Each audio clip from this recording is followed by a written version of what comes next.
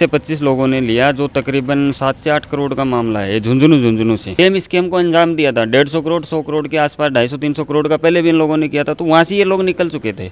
Sir मेरे 36.5 लाख रुपए थे, मैंने 22.5 लाख के आसपास उनको पेमेंट कर दिया था। सर ये मान के चलो ये होंगे 3 से 4 हजार लोग। एविडेंस होने के बाद भी गवर्नमेंट की तरफ से हमें कोई सपोर्ट नहीं मिल रहा है। प्रिंस एजुहब सीकर, चाहे एनडीए हो या CLAT, CUET, CA foundation, air force या नेवी, हर एग्जाम में टॉप रैंक्स और हाईएस्ट सिलेक्शन रेट के लिए सबसे भरोसेमंद नाम प्रिंस एजुहब सीकर। अपनी सफलता की अनूठी कहानी लिखें प्रिंस सीकर के साथ।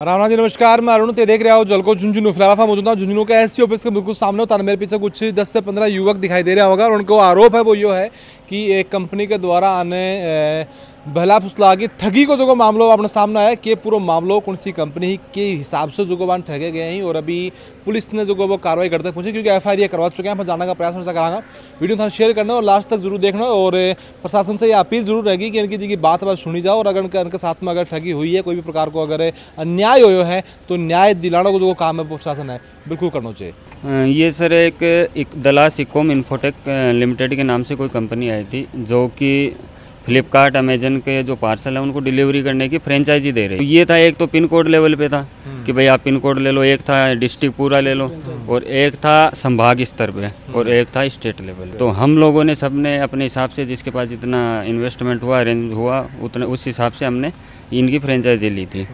तो जो झुंझुनू है, इसमें अपने में 20 से 25 लोगों ने लिया, जो तकरीबन 7 से 8 करोड़ का मामला है झुंझुनू से।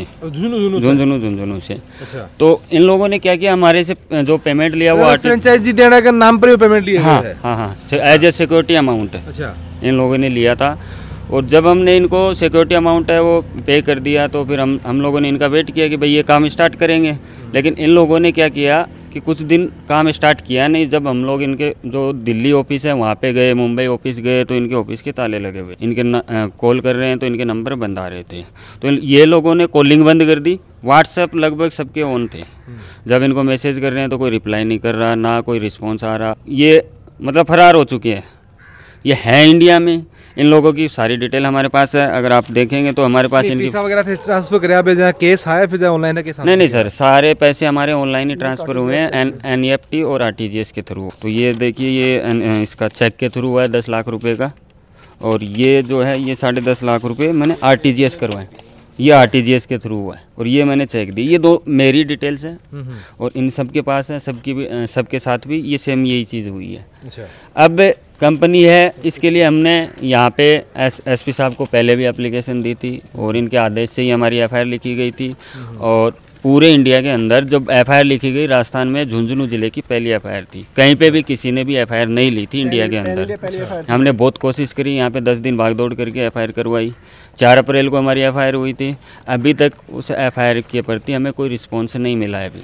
तो इसलिए आज हम दोबारा आए हैं SP साहब को कि भाई जल्द से जल्द उस पर कार्रवाई करवाएं। जहाँ चेक से पैसा दिए गए हैं, नेफ्ट से पैसा करे गए, तो ऑब्वियस सी बात है कि अगला का अकाउंट नंबर वगैरह भी तो सब डिटेल है, सब डिटेल। तो डिटेल से पूरी निकल जाए अकाउंट में गई है पैसा? सर हमारे पास आधार कार्ड डिटेल लगेगी, पैन कार्ड डिटेल लगेगी। अच्छा। हाँ, पैसा कहाँ? आधार कार्ड जहाँ आप ऑनलाइन चेक करा दो, कोई का नाम से आ रहा है एक्चुअल में? वो हाँ आ रहा है। और जो थाने तारकन जो रिकॉर्ड अभी नाम से आ रहा है? नहीं सर, रिकॉर्ड तो जो बैंक अकाउंट था वो कंपनी के नाम से था, और इन लोगों के पर्सनल आधार कार्ड है हमारे पास। आधार कार्ड हो गया, पैन कार्ड हो गया। तो इन लोगों ने देखिए ये स्कीम किया। इन लोगों ने पहले भी 2 कंपनियां बनाई हैं और सेम स्कीम को अंजाम दिया था। 150 करोड़ 100 करोड़ के आसपास, 250-300 करोड़ का पहले भी इन लोगों ने किया था। तो वहाँ से ये लोग निकल चुके थे। अच्छा। इनके ऊपर कोई कार्रवाई वगैरह नहीं हुई, तो सेम कॉन्सेप्ट लेके ये लोग आए और उसी कॉन्सेप्ट से इन्होंने दोबारा कंपनी बनाई। हम लोगों का फंसने का रीज़न ये था कि जो है कंपनी, उसका जो कॉन्सेप्ट है, सेम कॉन्सेप्ट इन लोगों ने उसका कॉपी किया। अच्छा। तो हमने भी रिसर्च करी, इसके डॉक्यूमेंट हमारे पास ओरिजिनल है, आधार, इसका उद्योग आधार है, इसका जो भी इनकॉर्पोरेशन सर्टिफिकेट होता है तो सरकार का द्वारा रजिस्टर्ड नहीं है। हाँ, सब ये सर, ये देखिए ना, उद्योग आधार है इसका, ये उद्योग आधार है इसका, ये इसका है INC 22 नंबर फॉरम है, जो कोई भी कंपनी बनती है उसके लिए होता है। और इसके हमारे पास सारे डॉक्यूमेंट है इसके। आप इनकॉर्पोरेशन सर्टिफिकेट है हमारे पास इसका। ये सारे डॉक्यूमेंट जब हमने इनके चेक किए तो ये सब ऑथेंटिक थे। तो वाजिब सी बात है, जब डॉक्यूमेंट सही है तो कंपनी सही होगी। डॉक्यूमेंट सही होने को मतलब ये कंपनी सही होने तो भी चीज को कंट्रोल में सरकार के जानकारी में ही जानकारी में है। तो जानकारी में है, फिर सीधा पुलिस और सरकार अभी तक क्या कार्रवाई करी है अंदर? सर देखिए, हमें तो कोई रिस्पॉन्स अभी तक मिला ही नहीं है। जैसी थी 4 अप्रैल को हमने एफआईआर करवाई, जैसा था वैसे ही आज। अभी तक थाने कोई रिस्पॉन्स कोई रिस्पॉन्स नहीं मिला। थे कितना फीसा दिया है बनते? सर मेरे 36.5 लाख रुपए थे। मैंने 22.5 लाख के आसपास उनको पेमेंट कर दिया था। बाकी मैं करने वाला था, उससे पहले वो फरार हो गए। 22.5 लाख रुपया पेमेंट से कर चुके हैं? मैंने 3 जोनल लिए थे। बीकानेर जोनल है, जयपुर जोनल है, कोटा जोनल है, वो लिए थे। तो जोनल का जो एक है वो 12.5 लाख रुपए का पेमेंट था एक जोनल का। तो मैंने बीकानेर और जयपुर का पेमेंट कर दिया था उनको। अच्छा। बीकानेर में मैंने ऑफिस भी सेट किया था। ऑफिस का मैंने एडवांस 3 मंथ का रेंट भी दे दिया था। तो मेरे 1-1.5 लाख रुपए वहाँ भी लगे, ऑफिस डेकोरेशन में भी पैसे लगे। तो कुल मिला के ये जितना हमने दिया उसके बावजूद भी हम लोगों ने 5 से 6 लाख रुपए एक्स्ट्रा और खर्च कर दिया। 25 लाख का करीब सारा खर्च हो चुके थे। 30 लाख के आसपास, 22.5 तो इनको दिए होंगे। फिर उसके बाद हमने जो रेंट दिया ऑफिस का, या मेरे पास झुंझुनू भी था जो मैंने 1.5 लाख रुपए एक्स्ट्रा देके मैंने झुंझुनू भी लिया था। तो थाने की कारण क्या जानकारी मिली थी के हिसाब से? ये सर ऑनलाइन इसकी ऐड वगैरह आते थे, उस पर हमने अपनी डिटेल्स वगैरह फिल की। उन्होंने फिर कांटेक्ट किया हमसे। उसके बाद में वहाँ से जैसे उन्होंने बताया कि हमारे यहाँ पर ऑफिस है झुंझुनू, आप उनसे कांटेक्ट कीजिए। हमारे यहाँ पर कोई सेल्समैन है, उनसे बात कीजिए। तो ऑफिस में थे, फिजिकली भी मिल के आए कि कुछ? फिजिकली मिल के आए हैं वहाँ से, सब कुछ वहाँ पर सब दिल्ली ऑफिस से सब कुछ ऑफिस सही था। अभी टाइम थे ऑफिस में गए हो? या बिल्कुल गए, सब कुछ मिला था? सब कुछ मिला है। अच्छा। सरिता विहार थाने के पास में इनका मेट्रो स्टेशन है, वहाँ पर वहीं पर इनका ऑफिस था। उसके बाद में जैसे पेमेंट वगैरह कर दिया। मेरा पेमेंट हुआ था 31 जनवरी को पेमेंट हुआ था मेरा 7 लाख रुपए। उसके बाद कंपनी वाले ने बताया कि 1 से 1.5 महीने काम स्टार्ट हो जाएगा। 1.5 महीने बाद इनसे कॉन्टेक्ट किया तो कंपनी कोई रिस्पॉन्स नहीं था। अब मतलब कंपनी का ताड़ो लाग रहे बात? अब ताड़ो लाग रहे हैं। उसके बाद में सर मैं बड़ा गाँव से हो। मतलब कितना रुपये दे दिया? मैं तो 1.5 लाख। 1.5 लाख रुपये दे दिया। तो अन के थ्रू जुड़े फिर खुद से थे? नहीं, अन के थ्रू। ये और भाई अन के थ्रू के? हाँ। अच्छा। मैं तो पिन कोड हो, बड़ा गाँव पिन कोड 1.5 लाख को पिन कोड हो। तो पहले फिजिकली मुलाकात भी होगी कंपनी के लोगों से? हाँ। अभी टाइम क्या खड़ो को बन को तो बहुत बढ़िया रिस्पांस हो टाइम में तो, लेकिन अब दोबारा अब कोई रिस्पांस को नहीं। आपको रिस्पांस को नहीं? जाके आया थे दिल्ली ऑफिस? बड़े हाँ, दिल्ली ऑफिस ये सर गया मेरे को। अच्छा। टिकट तो साहब? बांसवाड़ा राजस्थान। बांसवाड़ा से? अच्छा। तो थे अनका चंगलू क्या फंसा? सर ये तो क्या, एक बार वो ऐड आई थी ऑनलाइन और हमने क्या है कि फिजिकली भी इंक्वायरी की थी। और मैंने क्या है 3 महीने से, जब से मैंने 8वें महीने में लिया था ये, और इससे पहले मैंने 3 महीने तक इसको पहले मैंने विजिट किया था। इनका फर्स्ट जोनल राजकोट में खुला था, वहाँ पर भी पर्टिकुलर मैं जाके देख आया था। मुंबई ऑफिस में भी मैंने विजिट किया, दिल्ली में भी विजिट किया। इनके डॉक्यूमेंट मैंने मेरे सीए और जो जितने भी मिलने वाले थे उनसे वेरीफाई कराए। इन्होंने कॉरपोरेट जगत का इन्होंने वो करा रखा सर्टिफिकेट, और उसके थ्रू क्या है कि ये बहुत बड़े प्लेटफॉर्मों पे भी थी, तो हमको क्या थोड़ा बिलीव भी हुआ।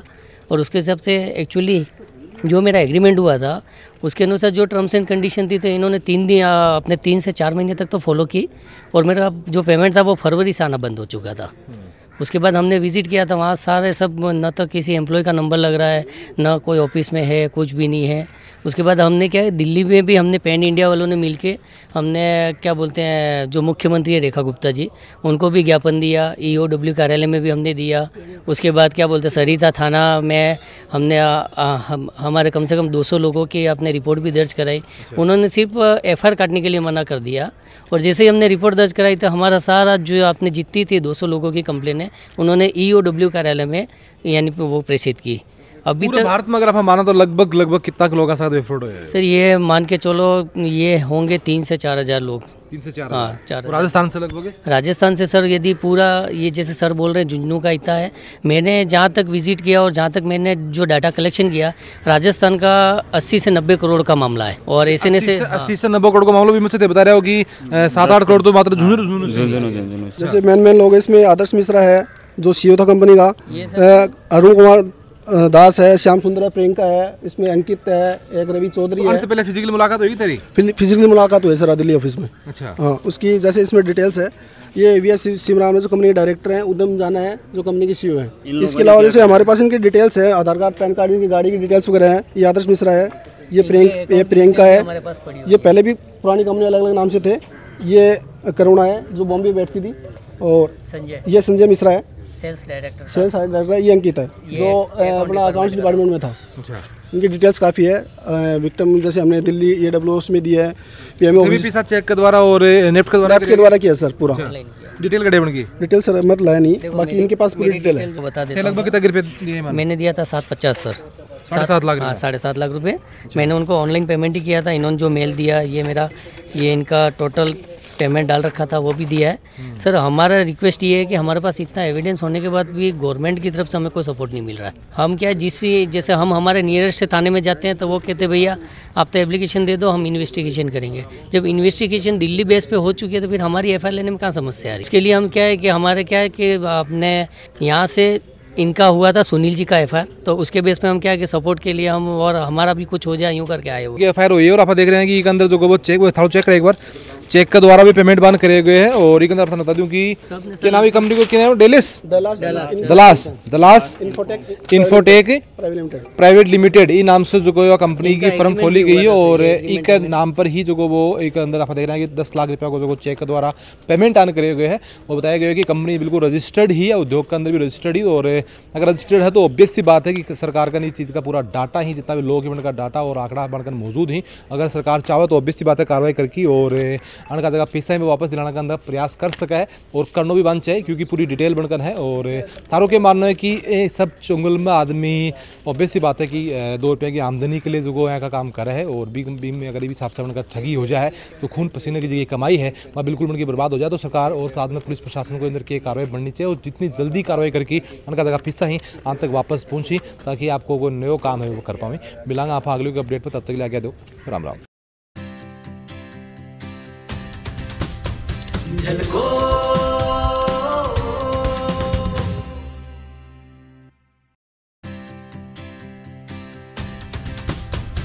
झलको